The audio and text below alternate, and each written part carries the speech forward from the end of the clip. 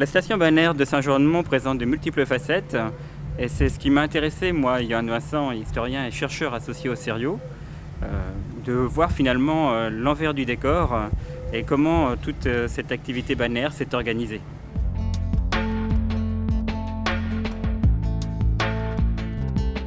J'ai fait une thèse sur l'adaptation des populations littorales face aux phénomènes touristiques du début du 19e siècle jusqu'à la Seconde Guerre mondiale.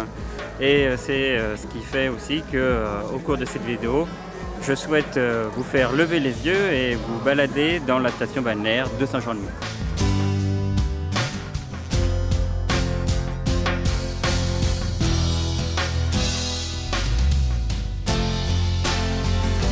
Ce qui est intéressant ici à Saint-Jean, c'est que les vieilles villas jouent à cache-cache.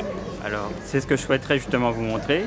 Une partie d'entre elles ont sur leur mur les galets qu'on allait chercher généralement sur la plage, parfois sur le Pont-Dieu également. Alors, les commerces arriveront un petit peu plus tard, dans la deuxième moitié du XXe siècle, puisque au début des années 1970, la vue de la mer devient piétonne et elle prend l'allure qu'on lui connaît aujourd'hui.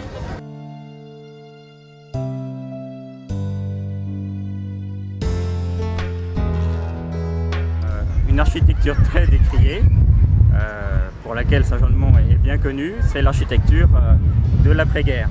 Et pourtant, à l'époque, cette architecture était visionnaire.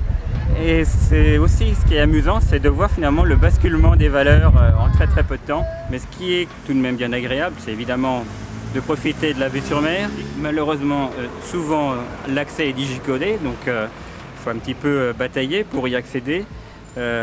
Mais c'est un patrimoine sur lequel il faut avoir maintenant un œil nouveau, c'est très novateur et sur lequel Saint-Jean-de-Mont s'est beaucoup reposé depuis les années 60-70 alors qu'il y a beaucoup à faire avec celui-ci.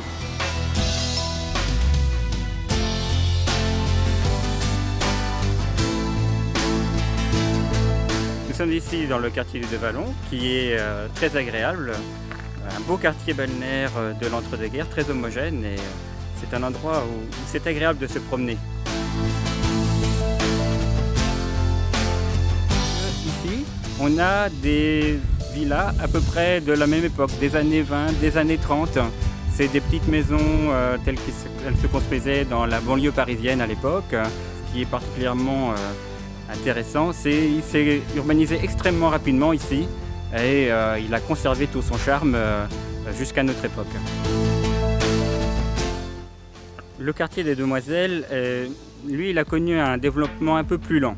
Il date de cette même époque, hein, les années 20, mais il s'est surtout urbanisé à partir des années 1950, si bien que l'architecture est différente quand même entre les deux quartiers. Ici, on a plutôt l'architecture paquebot avec des toits plats. C'est aussi ce qui fait tout le charme de Saint-Jean-de-Mont, c'est cette diversité architecturale auquel on ne fait pas forcément attention et qui montre qu'à chaque époque, on essaie de trouver des solutions par rapport à ses moyens. Alors ce patrimoine balnéaire, ce ne sont pas que des lieux, c'est aussi des rencontres et c'est ce qui me plaît justement dans cette histoire balnéaire. Donc les rencontres avec Pierre Averty, avec Bernard Pouvreau, des gens passionnants qui ont beaucoup de choses à raconter sur Saint-Jean-de-Mont.